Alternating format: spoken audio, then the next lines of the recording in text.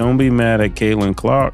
She's getting $28 million. Don't they want sisters to get paid, or they don't want a white girl to get paid first? I think that's what it is. Definitely what it is. Since she has signed this contract, you guys, and her WNBA season has come and gone. And with that, Nike has not done one thing to promote her. We have not seen any commercials. We have not seen any ads. We have not seen any Caitlin Clark merchandise. And we for sure as hell have not seen any Caitlin Clark signature shoe. What if I told you that a single sponsorship agreement might encompass the entire sports industry? There is much more to Caitlin Clark's massive Adidas contract than just footwear. It also draws attention to ethnic tensions and gender disputes. This deal fundamentally calls into question what we think we know about sports marketing. I want A'ja Wilson to have a shoe and every black young lady to have a shoe. But she's marketable, and I'm not saying you young ladies aren't. You said A'ja who? A'ja Wilson. A'ja Wilson. So from the Aces? Yes. That's what everybody's mad Oh about my because goodness. she doesn't have a Yeah, sneaker. that does make sense. Right. So I'm not saying she's not marketable, but people are up in a frenzy, and nobody was paying attention when I was talking about this during the NCAA tournament, not the sneaker part. What's the big deal? You might be asking. Let me clarify. Both Caitlin Clark and A'ja Wilson were signed by Nike, but at the time, neither of them had a signature shoe. Nike then instructed Caitlin Clark to wait while creating Wilson's signature shoe. Nike said nothing more after that. The rookie phenom Caitlin Clark, meanwhile, inked a big contract with Adidas, although there are concerns about the timing.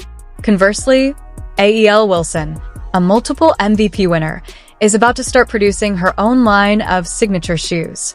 However, Nike wants to lead this time. You deal with corporate America. It is no feelings involved. It is purely business.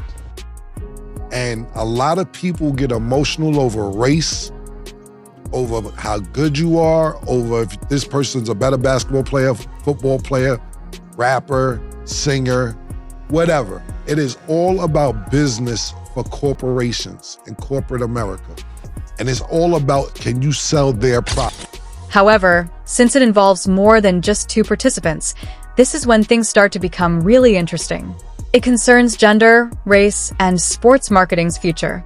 We will explain why this is so much more than just business as usual in the context of a deal that is impacting the entire industry. You should get ready, because this story will change the way you think about sports endorsements. All right, let's zoom out for a moment. Now, it's not just Caitlin versus A. We're witnessing a titanic battle. In the battle between Nike and Adidas, the stakes are higher than ever. Are you ready to see how things turn out? Nike, Under Armour, Adidas, Reebok, whoever said, could she sell our shoe?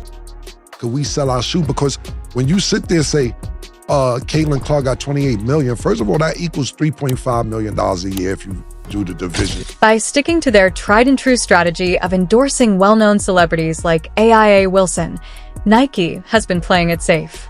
However, the issue is that they might have been too focused on the big names to notice the next big thing. Caitlin Clark has been making waves while Nike has been spotted napping off. He reports Nike wants to prioritize A'ja Wilson, and it fears the optics of giving a rookie a signature shoe before an already established star who just won league MVP for the third time. What happened to Clark after Nike signed her? Nothing is present, including no products or ads. It appears that they have forgotten that they were interacting with a rising celebrity.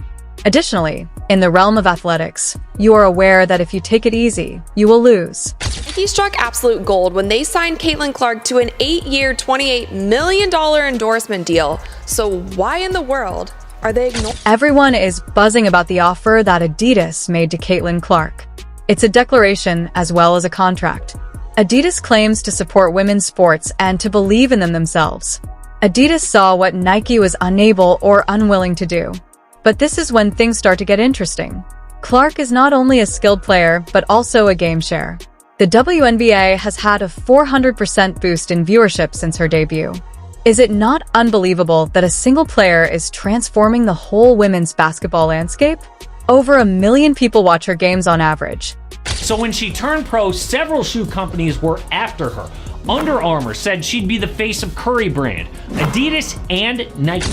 So, why did Nike let her get away with it? It can be related to internal politics. The next big item right in front of them can be unnoticed because they are too focused on their current stars. Or maybe they are just stuck in the past, whereas Adidas is focused on the future. Now let's talk about regular season viewership, not draft viewership. Regular season viewership, it grew by 20% in 2023. It's grown by 180% now, which means it would take another 5 or 6 years to do what Caitlin Clark. As you can see, Adidas offers more than just sneakers here. They are promoting an idealized view of women's sports. Yes, they are placing a significant wager on Clark, but they are also placing a wager on a completely new era of sports marketing. They're stating, hey, we see the potential in women's sports and we're going all in. Adidas is out there changing the game and making moves that are impacting the entire industry, while Nike is left playing catch-up and multiple MVP winner AIA Wilson is still waiting for her trademark shoe. Doesn't make any sense at all.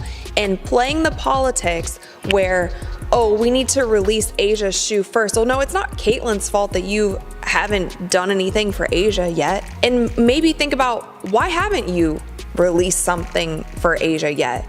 Is it because you're not sure how it will sell? And if that's the truth, like, that's just business. Why are we coddling these women? You wouldn't see this on the men's side. If a brand thinks they're gonna sell shoes with a player, they're gonna release some stuff. They're not gonna be like, oh, well, so-and-so has been playing in the league a little bit longer, so I'm gonna make sure I get theirs out first, and then we'll push Caitlin's 2 seasons. They're saying now that we might not get a signature shoe from Caitlin until 2026 or 2027. So, what does this signify for sports marketing going forward? Is a change in leadership occurring? Or will Adidas surpass Nike in the near future? While everyone's focus is on the dollar signs in women's sports, a heated debate is simmering beneath the surface. Does this endorsement drama have anything to do with race? If so, how might it change the sports marketing industry as a whole? There is a lot more going on here than just contracts and sneakers, despite what you might think. We're talking about a scenario that is highlighting some more significant issues in the sports marketing sector. Landed a major endorsement deal with Adidas. This partnership is a game changer. It's a huge win for Clark and for women's basketball. Let's deal with this matter head-on. Some contend that Caitlin Clark's success is being criticized for reasons other than her athletic ability, such as the fact that she is a white athlete participating in a sport with a large black population. Although this is a delicate subject, we cannot ignore it if we want to understand the whole context of the circumstance. People can love a player, love everything that they're about, and want to buy their shoes. Wilson capitalized on Caitlin Clark, and they put out signature Caitlin Clark balls and other merch that literally sold out within minutes of them going live. The hype that Caitlin Clark had going into this season, we will not see that again. She came off of playing in a national championship game that had over 20 million people tuned into that game, then going straight into the draft, and then going straight into the WNBA and breaking an insane amount of records. However, gender in sports marketing is also being brought to light by this entire situation. Therefore, race is not the only factor. In addition to modifying the rules for Clark, her deal with Adidas is also redefining how companies perceive female athletes and their marketability, which has an impact on women's sports endorsements in general. I wonder how many comments they read from black fans saying something like, don't let the white media promote that white bitch into taking over our... These liberals are fools. This is where things start to become very interesting, though. This circumstance is more than just bringing issues to light. It is advocating for change. Businesses are being compelled to examine their prejudices and reconsider how they promote athletes from varied backgrounds. There may be a change coming to the whole sports marketing scene that we are being forced to examine representation and recognition in sports marketing in light of this entire mess. Who receives all the attention? Who is left behind? Furthermore, why are there questions that brands can no longer ignore? We're committed to Asia Wilson. Think about this. If Adidas is aware of Caitlin Clark's potential, are there any other prospects that traditional marketing strategies might be passing up?